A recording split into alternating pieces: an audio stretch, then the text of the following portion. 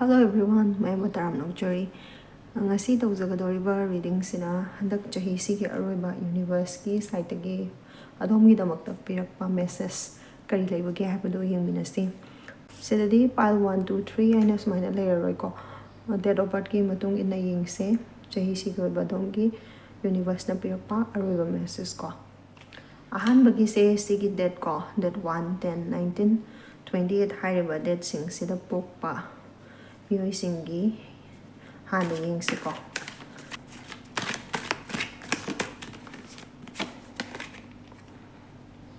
Sigi date sing sida pokpa miyoi singse chahi loiramdai sigi oina thabak tawba matamda haitari ko kitang haina singna kongthang haina thangba ma mathau tai ko kitang thabak tawba da khara chection biba ma mathau tai ba ko taha na thabak se tawbigano thabak tawba da kitang chection tawbiyo adagi chahi sigi loisalakpa swaise sida kaigumba thabak anawba ma hauge na khanba taragasu ko adum adudo mai pakani aduga khudong chabasu haidare phangane ba ko khudong chaba adum phangani isada thabak inkhang tawningbagi potential haidare ne sugumba se adum laigani adagi hariba sigi de chingse sida pokpa myo singse ayambana adum kai haini thamoi sengba mina lakchaba yadaba mina namthaba ngamdaba haidare ne ko sum makhalgi mi oina su tawi ko adana sigi matam sida chahi loisak pumtang se khanthaba di khajiktang saje wat kane ba ko handuna taba matawa matam da khajiktang khantharaga cheksana tawba ma mathau ta hen hae ba ko chahi sigi loisalakpa matam swai se isana tawriba thabak oigera chatliba bu oigera ko karino tawdui se na kadai do chatli se sije kadai da thungani haiba ba isa je khangjada ba haitare kaino khongno tum tarang malang gi mong ba leiba haitare ko haidi ai wakal jina puri je karma mafam dano karma lambi dano haiba khandaba kitang ngamjada ba khara wat haitare ni ko adugumba matam oine ba ko sina sune ba ko yamna maroina kitang chection biyon haise ko aduga tabak tawba khotbagi di dum kudong jaba me am phangaga dawe ane ba ko universe na igi site ta aigi damakta lepi ngonda thousand biri haina chena thajaba ma isa da dum laigani heba si thajaba si dum laibiu ko sine that 110 1928 ki chahi sigi aroiba universe na pirakpa message ko mathangi sina hariba sigi date sing sida pokpa sing sigi handaki chahi sigi oiba universe na pirakpa chahi gi aroiba message yeminasi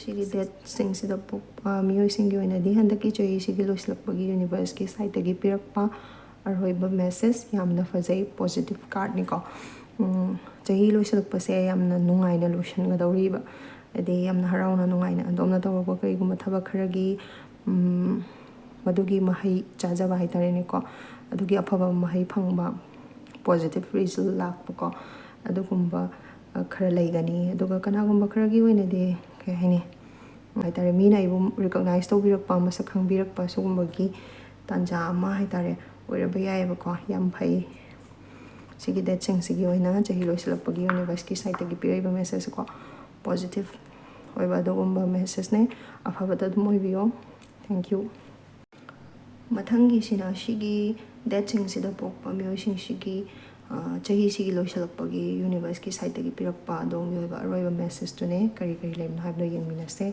yamna tenba short reading oidone card ama katang lokhatjage do yengminase kari message pirakpage habdo chahi sigi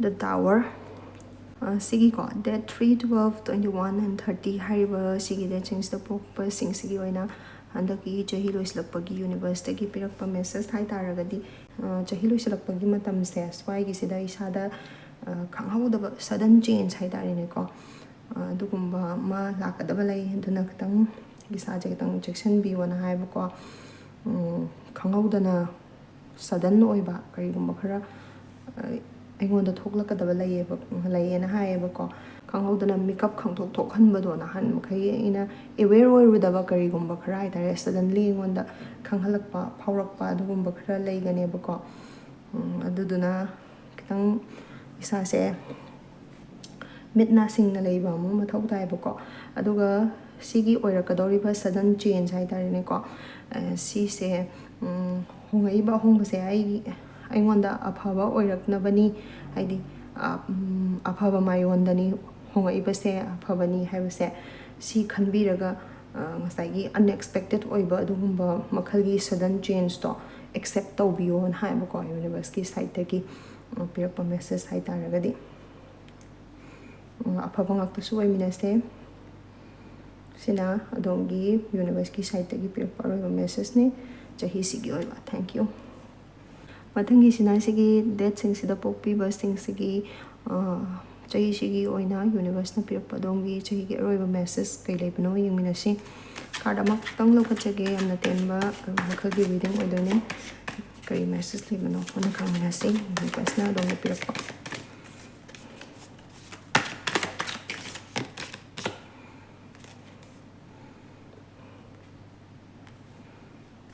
Ten of Cups ko.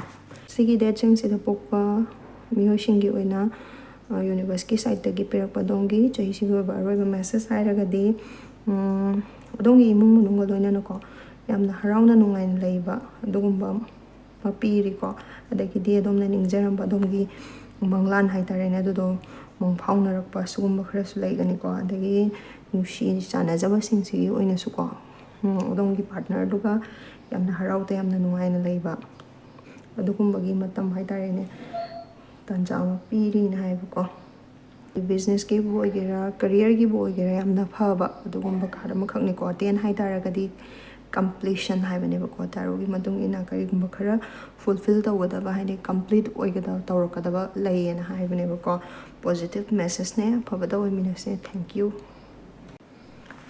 Mathangi sina sigi date sing sida pokpa sing sigi mu yengminase chahi sigi oina universe na dom da pirakpa aroiba message khara mak tang lokachage kari message pirakpa de habado yengminase.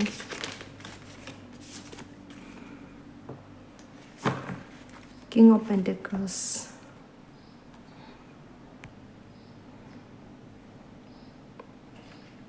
That 5/14/23 hariba sigi date sing sida pokpa miyoshingi oina universe na chahi sigi oina dom da pirakpa aroiba message haitaragadi positive message ni copy raise handak chahi sigi loisalakpa matam swaise sida adom se adomna tanjaruba adomna honajaruba se sigi mahai chaba matam haitarene adu dum oiganeba ko chahi sigi loisalakpa matam swaisida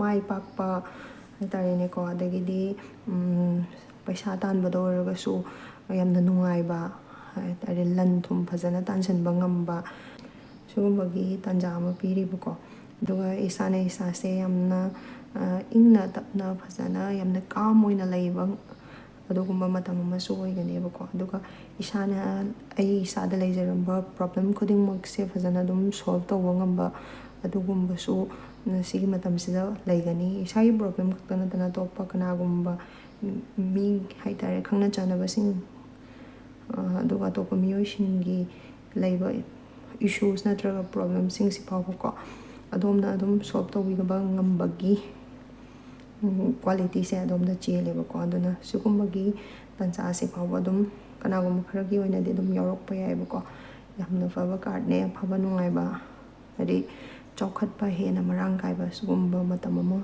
oigani na universe ki side tagi piri ko. Mathangi sina sigi date sing sida pokpa sing sigi oina universe na adom da pirakpa chahi sigi oiba message kai leibano yengse.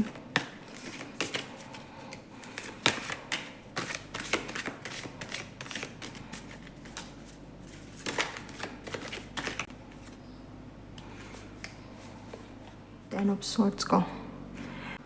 Sigi date sing sida pokpa miyoshingi oinadi universe ki side tagi pirakpa message haitaragadi ko andagi chahi loisalakpase sigi matangse yamna painful oiba ending haitarene ko adugumba ama leiraba yaiba ko si haidana su wakhal hanthabase tawbiganoba ko isada leiba nungaitaba haitarene ko sugumba se yarinkai kathoknaba thadoknaba hotnaba sina kwaidagidi hena phaiba ko ꯀꯔꯤꯒꯤꯗꯃꯛꯇ ꯑꯩꯁꯦ ꯁꯤ ꯌꯧꯅ ꯋꯥꯔꯤꯕꯅꯣ ꯍꯥꯏꯇꯥꯔꯒꯗꯤ ꯃꯁꯤ ꯀꯅꯥꯒꯨꯝꯕꯅ ꯑꯩꯉꯣꯟꯗ ꯕꯤꯇ꯭ꯔꯦ ꯇꯧꯕꯤꯔꯝꯕꯒꯨꯝꯕ, ꯑꯗꯒꯤ ꯑꯩꯒꯤ ꯊꯕꯛ ꯏꯪꯈꯥꯡꯒ ꯃꯔꯤ ꯂꯩꯅꯕ ꯅꯠꯇ꯭ꯔꯒ ꯀꯔꯤꯌꯔꯒ ꯃꯔꯤ ꯂꯩꯅꯕ ꯃꯇꯥꯡꯗ ꯑꯣꯏꯔꯁꯨ ꯑꯩꯉꯣꯟꯗꯀꯣ ꯈꯤꯇꯪ ꯃꯗꯨ ꯕꯤꯖꯤꯅꯦꯁꯇ ꯑꯣꯏꯔꯁꯨ ꯂꯣꯁꯀꯨꯝꯕ ꯂꯩꯔꯛꯄ, ꯑꯃꯥꯡ ꯑꯇꯥ ꯈꯔ ꯊꯣꯛꯂꯛꯄ, ꯑꯗꯒꯤ ꯃꯤꯒ ꯄꯨꯜꯂꯨꯕ ꯃꯇꯝꯗ ꯈꯤꯇꯪ ꯈꯠꯅ ꯆꯩꯅꯕ, ꯅꯨꯡꯉꯥꯏꯅꯗꯕ ꯌꯥꯎꯔꯛꯄꯒꯨꯝꯕ, ꯑꯗꯒꯤ ꯇꯧꯔꯨꯕ ꯊꯕꯛ ꯑꯃ ꯃꯥꯏ ꯄꯥꯛꯂꯛꯇꯕꯒꯨꯝꯕꯀꯣ, ꯑꯗꯒꯤ ꯃꯤꯒꯤ ꯁꯦꯜ ꯇꯣꯟꯕꯒꯤ ꯁꯤꯡꯕ ꯉꯝꯗꯕꯒꯨꯝꯕ, ꯁꯤꯒꯨꯝꯕ ꯂꯩꯕꯁꯦ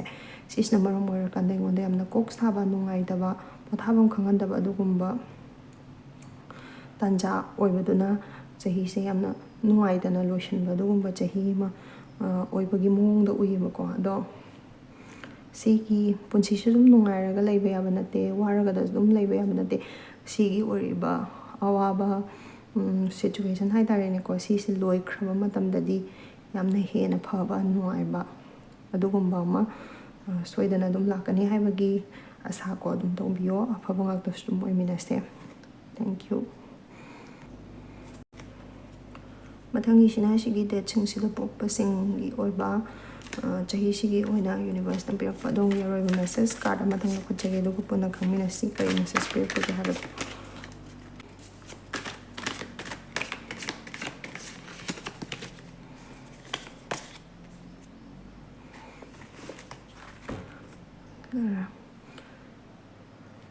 Three of Wands ko.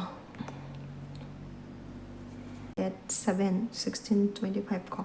ꯍꯥꯏꯔꯤꯕ ꯗꯦꯠꯁꯤꯡꯁꯤꯗ ꯄꯣꯛꯄꯤꯕꯁꯤꯡꯁꯤꯒꯤ ꯑꯣꯏꯅ ꯌꯨꯅꯤꯚꯔꯁꯅ ꯑꯗꯣꯝꯗ ꯄꯤꯔꯛꯄ ꯆꯍꯤꯁꯤꯒꯤ ꯑꯣꯏꯕ ꯑꯔꯣꯏꯕ ꯃꯦꯁꯦꯖ ꯍꯥꯏꯇꯥꯔꯒꯗꯤ ꯑꯗꯣꯝꯁꯦ ꯆꯍꯤꯁꯤꯒꯤ ꯂꯣꯏꯁꯤꯜꯂꯛꯄ ꯇꯥꯟꯖꯥ ꯁ꯭ꯋꯥꯏꯁꯤꯗ ꯑꯗꯣꯝꯅ ꯂꯩꯔꯤꯕ ꯃꯐꯝꯁꯦ ꯁꯤ ꯅꯠꯇꯕ ꯑꯇꯣꯞꯄ ꯃꯐꯝꯗ ꯆꯠꯅꯤꯡꯕꯒꯤ ꯑꯄꯥꯝꯕ ꯐꯥꯎꯔꯛꯄ, ꯁꯤꯒꯨꯝꯕ ꯈꯔ ꯍꯥꯏꯗꯤ ꯆꯠꯊꯣꯛꯅꯤꯡꯕ, ꯀꯣꯏꯊꯣꯛꯅꯤꯡꯕꯒꯤ ꯑꯄꯥꯝꯕ ꯐꯥꯎꯔꯛꯄ ꯑꯗꯨꯒꯨꯝꯕ ꯇꯥꯟꯖꯥ ꯍꯥꯏꯇꯥꯔꯦ, ꯑꯗꯨꯒꯨꯝꯕ ꯑꯃ ꯂꯥꯛꯀꯅꯤꯅ ꯍꯥꯏꯌꯦꯕꯀꯣ.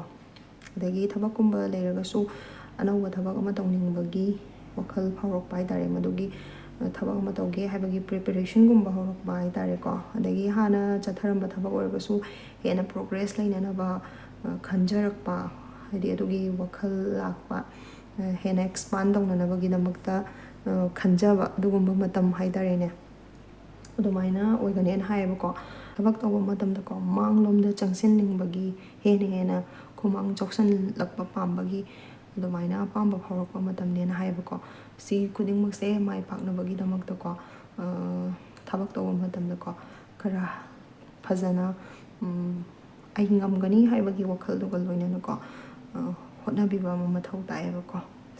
ꯁꯤꯁꯤꯅꯦ ꯍꯥꯏꯔꯤꯕ ꯗꯦꯠꯁꯤꯡꯁꯤꯒꯤ ꯑꯣꯏꯅ ꯌꯨꯅꯤꯚꯔꯁꯅ ꯄꯤꯔꯛꯄ ꯑꯗꯣꯝꯒꯤ ꯑꯔꯣꯏꯕ ꯃꯦꯁꯦꯖ. ꯑꯐꯕ ꯉꯥꯛꯇ ꯑꯣꯏꯃꯤꯟꯅꯁꯦ. Thank you. ꯃꯊꯪꯒꯤꯁꯤꯅ ꯁꯤꯒꯤ ꯗꯦꯠꯁꯤꯡꯁꯤꯗ ꯄꯣꯛꯄ ꯃꯤꯑꯣꯏꯁꯤꯡꯁꯤꯒꯤ ꯆꯍꯤꯁꯤꯒꯤ ꯑꯣꯏꯅ ꯌꯨꯅꯤꯚꯔꯁꯅ ꯄꯤꯔꯛꯄ ꯑꯗꯣꯝꯒꯤ ꯑꯣꯏꯕ ꯑꯔꯣꯏꯕ ꯃꯦꯁꯦꯖ ꯀꯔꯤ ꯂꯩꯕꯒꯦ ꯌꯦꯡꯃꯤꯟꯅꯁꯤ. ꯀꯥꯔꯗ ꯑꯃꯈꯛꯇꯪ ꯂꯧꯈꯠꯆꯒꯦ.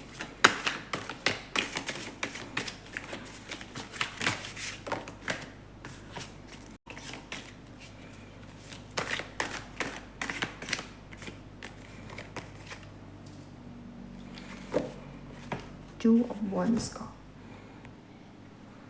ꯁꯤꯒꯤ ꯗꯦꯠ ꯍꯥꯏꯕꯗꯤ 8/17/26 ko. ꯍꯥꯏꯔꯤꯕ ꯗꯦꯠꯁꯤꯡꯁꯤꯗ ꯄꯣꯛꯄ ꯃꯤꯑꯣꯏꯁꯤꯡꯁꯤꯒꯤ ꯑꯣꯏꯅ ꯍꯟꯗꯛ ꯆꯍꯤꯒꯤ ꯑꯣꯏꯅ ꯌꯨꯅꯤꯚꯔꯁꯅ ꯑꯗꯣꯝꯒꯤꯗꯃꯛꯇ ꯄꯤꯔꯛꯄ ꯆꯍꯤꯒꯤ ꯑꯣꯏꯕ ꯑꯔꯣꯏꯕ ꯃꯦꯁꯦꯖ ꯍꯥꯏꯇꯥꯔꯒꯗꯤ ꯑꯗꯣꯝꯅ ꯀꯔꯤꯒꯨꯝꯕ ꯊꯕꯛ ꯑꯃ ꯄꯥꯡꯊꯣꯛꯀꯦ ꯇꯧꯒꯦꯅ ꯈꯜꯂꯒꯗꯤ ꯑꯗꯣꯝ ꯏꯁꯥꯅ ꯏꯁꯥꯗꯀꯣ ꯊꯥꯖꯕ ꯊꯝꯕꯤꯌꯣ ꯍꯥꯏꯕ, ꯑꯗꯣꯝꯒꯤ ꯑꯣꯏꯕ ꯄꯔꯁꯣꯅꯦꯜ ꯄꯋꯥꯔꯗꯣ ꯑꯗꯨꯗ ꯊꯥꯖꯕ ꯊꯝꯕꯤꯌꯣꯅ ꯍꯥꯏꯌꯦꯕꯀꯣ. ꯑꯗꯣꯝꯁꯦ ꯍꯥꯏꯔꯤꯕꯁꯤꯒꯤ ꯃꯇꯝꯁꯦ ꯆꯍꯤꯁꯤꯒꯤ ꯂꯣꯏꯁꯤꯜꯂꯛꯄ ꯃꯇꯝ ꯁ꯭ꯋꯥꯏꯁꯤꯗꯀꯣ ꯊꯕꯛ ꯇꯧꯕꯒꯤ ꯄ꯭ꯂꯥꯅꯤꯡꯒꯨꯝꯕ ꯇꯧꯕ ꯍꯥꯏꯇꯥꯔꯦꯀꯣ. ꯑꯗꯒꯤ ꯀꯔꯤ ꯇꯧꯁꯤꯒꯦ ꯍꯥꯏꯕꯒꯤ ꯏꯁꯥꯅ ꯁꯨꯝ ꯗꯤꯁꯤꯖꯟꯒꯨꯝꯕ ꯂꯧꯖꯕ ꯁꯤꯒꯨꯝꯕ ꯃꯇꯝ, ꯑꯗꯒꯤ ꯂꯝ ꯀꯣꯏꯊꯣꯛꯅꯤꯡꯕꯒꯤ ꯑꯄꯥꯝꯕ, ꯂꯩꯔꯤꯕ ꯃꯐꯝꯁꯤꯗꯒꯤ ꯆꯠꯊꯣꯛꯅꯤꯡꯕꯒꯤ ꯑꯄꯥꯝꯕ ꯐꯥꯎꯔꯛꯄ, ꯑꯗꯩ ꯀꯅꯥꯒꯨꯝꯕ ꯈꯔꯒꯤ ꯑꯣꯏꯅꯗꯤ ꯌꯨꯝ ꯊꯥꯗꯣꯛꯑꯒ ꯊꯕꯛ ꯏꯪꯈꯥꯡꯒꯤ ꯑꯣꯏꯕ ꯃꯇꯥꯡꯗꯅꯤ ꯈꯪꯗꯦ, ꯑꯦꯅꯤ ꯍꯤꯔꯝ ꯑꯃ ꯑꯣꯏꯕ ꯌꯥꯏꯕꯀꯣ. ꯌꯨꯝ ꯊꯥꯗꯣꯛꯑꯒ ꯆꯠꯅꯤꯡꯕ, ꯇ꯭ꯔꯦꯚꯦꯜ ꯇꯧꯅꯤꯡꯉꯛꯄꯀꯣ, ꯁꯤꯒꯨꯝꯕ ꯐꯥꯎꯕ ꯑꯗꯨꯝ ꯌꯥꯎꯕ ꯌꯥꯏꯕꯀꯣ. ꯑꯗꯨꯒ ꯍꯥꯏꯗꯤ ꯔꯤꯂꯦꯁꯟꯁꯤꯞꯀꯤ ꯃꯇꯥꯡꯗꯀꯣ ꯅꯣ ꯀꯟꯇꯦꯛꯇ ꯂꯩꯕꯁꯤꯡꯁꯤꯒꯤ ꯌꯦꯡꯕ ꯇꯥꯔꯒꯁꯨ ꯔꯤꯀꯟꯁꯤꯂꯦꯁꯟꯒꯤ ꯇꯥꯟꯖꯥ ꯍꯥꯏꯇꯥꯔꯦꯀꯣ, ꯑꯗꯨꯒꯨꯝꯕ ꯄꯤꯔꯤ.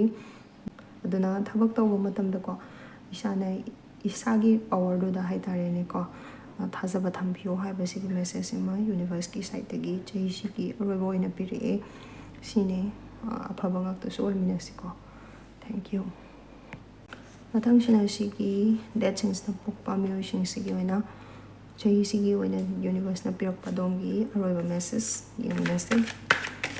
ꯀꯥꯔꯗ ꯑꯃꯈꯛꯇꯪ ꯂꯧꯈꯠꯆꯒꯦ. ꯀꯔꯤ ꯃꯦꯁꯦꯖ ꯂꯩꯕꯅꯣ ꯍꯥꯏꯕꯗꯨ ꯈꯪꯃꯤꯟꯅꯁꯤ.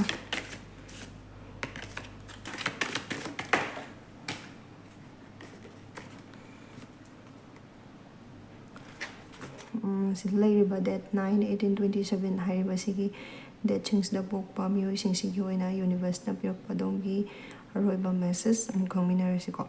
ꯆꯍꯤꯁꯤꯒꯤ ꯂꯣꯏꯁꯤꯜꯂꯛꯄ ꯃꯇꯥꯡ ꯍꯥꯏꯇꯥꯔꯦ ꯁ꯭ꯋꯥꯏꯁꯤꯗ ꯑꯗꯣꯝꯅ ꯇꯧꯔꯛꯄ ꯊꯕꯛꯁꯦ ꯑꯈꯟꯅꯕ ꯀꯔꯤꯒꯨꯝꯕ ꯊꯕꯛ ꯑꯃꯈꯛꯇ ꯍꯥꯏꯗꯤ ꯑꯈꯟꯅꯕ ꯃꯤꯠꯌꯦꯡ ꯊꯝꯃꯒ ꯇꯧꯔꯣꯏꯕꯀꯣ. ꯇꯣꯉꯥꯟ ꯇꯣꯉꯥꯟꯕ ꯍꯤꯔꯝ ꯀꯌꯥꯗ ꯃꯤꯠꯌꯦꯡ ꯊꯝꯃꯦ ꯍꯥꯏꯔꯒ ꯋꯥꯈꯜꯁꯦ ꯐꯖꯅ ꯈꯟꯊꯔꯒ ꯌꯥꯝꯅ ꯏꯪꯅ ꯍꯥꯏꯇꯥꯔꯦ ꯑꯗꯨꯃꯥꯏꯅ ꯊꯕꯛꯁꯦ ꯑꯗꯨꯝ ꯇꯧꯔꯛꯀꯅꯦꯕꯀꯣ ꯍꯥꯏꯔꯤꯕ ꯆꯍꯤ ꯂꯣꯏꯁꯤꯜꯂꯛꯄꯒꯤ ꯃꯇꯝꯁꯤꯗ. ꯑꯗꯨꯒ ꯊꯕꯛ ꯇꯧꯕ ꯃꯇꯝꯗꯁꯨ ꯁꯤꯒꯤ ꯃꯇꯝꯁꯤꯗ ꯊꯃꯣꯏꯗꯒꯤ ꯑꯣꯏꯕ ꯃꯑꯣꯡꯗꯗꯤ ꯇꯧꯔꯛꯑꯣꯏ. ꯋꯥꯈꯜꯁꯤꯅ ꯐꯖꯅ ꯃꯨꯟꯅ ꯈꯟꯊꯔꯀꯥꯟꯗ ꯍꯥꯏꯇꯥꯔꯦꯅꯦꯀோ ꯁꯨꯃꯥꯏꯅ ꯍꯦഡ് ꯑꯣꯚꯔ ꯍꯥꯔꯠ ꯁꯨꯃꯥꯏꯅ ꯇꯧꯔꯛꯀꯅꯦꯕ ꯊꯕꯛꯁꯦ. ꯑꯗꯨꯒ ꯏꯁꯥꯅ ꯏꯁꯥꯒꯤ ꯁꯦꯜꯐ ꯗꯤꯁꯤꯄ꯭ꯂꯤꯟ ꯀꯣ ꯁꯤꯁꯤꯃ ꯐꯖꯅ ꯉꯥꯛꯑꯒ ꯑꯗꯨꯝ ꯂꯩꯕ ꯇꯥꯟꯖꯥ ꯑꯃꯗꯤ ꯑꯗꯨꯝ ꯑꯣꯏꯒꯅꯤ. ꯃꯃꯥꯡꯗ ꯆꯃꯝꯅꯔꯝꯕ ꯍꯥꯏꯗꯤ ꯋꯥꯈꯜꯒꯤ ꯑꯣꯏꯕ ꯅꯨꯡꯉꯥꯏꯇꯕ ꯃꯦꯟꯇꯦꯜ ꯀ꯭ꯂꯦꯔꯤꯇꯤꯒꯨꯝꯕ ꯂꯩꯔꯝꯗꯕ ꯂꯩꯔꯒꯁꯨ ꯑꯗꯨꯒꯨꯝꯕꯒꯤ ꯀ꯭ꯂꯦꯔꯤꯇꯤ ꯑꯃꯀꯣ ꯍꯥꯏꯔꯤꯕꯁꯤꯒꯤ ꯃꯇꯝꯁꯤꯗ ꯂꯥꯛꯀꯅꯤꯅ ꯍꯥꯏꯌꯦꯕꯀꯣ. ꯁꯤꯅ ꯑꯗꯣꯝꯒꯤ ꯑꯣꯏꯕ ꯑꯔꯣꯏꯕ ꯃꯦꯁꯦꯖꯅꯤ. ꯑꯗꯨꯅ ꯊꯕꯛ ꯇꯧꯕ ꯃꯇꯝꯗꯁꯨ ꯉꯁꯥꯏ ꯍꯥꯏꯖꯈꯤꯕ ꯑꯗꯨꯃꯥꯏꯅꯀꯣ ꯋꯥꯈꯜ ꯃꯨꯟꯅ ꯐꯖꯅ ꯈꯟꯊꯔꯒ ꯃꯥꯏꯟꯁꯦ ꯌꯥꯝꯅ ꯀ꯭ꯂꯤꯌꯥꯔ ꯑꯣꯏꯅ ꯍꯥꯏꯇꯥꯔꯦ ꯑꯗꯨꯃꯥꯏꯅ ꯇꯧꯕꯤꯌꯣꯅ ꯍꯥꯏꯌꯦꯕꯀꯣ. ꯑꯈꯟꯅꯕ ꯃꯤꯠꯌꯦꯡ ꯑꯃꯈꯛꯇ ꯊꯝꯃꯒ ꯇꯧꯕꯒꯤ ꯃꯍꯨꯠꯇ ꯇꯣꯉꯥꯟ ꯇꯣꯉꯥꯟꯕ ꯍꯤꯔꯝ ꯀꯌꯥꯗ ꯃꯤꯠꯌꯦꯡ ꯊꯝꯃꯒ ꯐꯖꯅ ꯇꯧꯕꯁꯦ ꯃꯥꯏ ꯄꯥꯛꯄ ꯑꯣꯏꯒꯅꯤꯅ ꯍꯥꯏꯕꯅꯦꯕꯀꯣ. ꯖꯦꯅꯔꯦꯜ ꯔꯤꯗꯤꯡ ꯑꯣꯏꯕꯅꯤꯅ ꯃꯤ ꯈꯨꯗꯤꯡꯃꯛꯇ ꯔꯤꯖꯅꯦꯠ ꯇꯧꯔꯛꯇꯕ ꯌꯥꯏ. ꯑꯗꯣ ꯀꯗꯥꯏ ꯐꯥꯎꯕ ꯆꯥꯟꯅꯕꯒꯦ ꯍꯥꯏꯕꯗꯣ ꯑꯗꯨꯝ ꯌꯦꯡꯕꯤꯔꯣ. ꯃꯇꯨꯡ ꯇꯥꯔꯛꯄ ꯚꯤꯗꯤꯑꯣꯗ ꯑꯃꯨꯛ ꯊꯦꯡꯅꯔꯁꯦ. ꯉꯁꯤꯒꯤꯗꯤ ꯑꯃꯨꯛ ꯍꯟꯅ ꯈꯨꯔꯨꯝꯖꯔꯤ.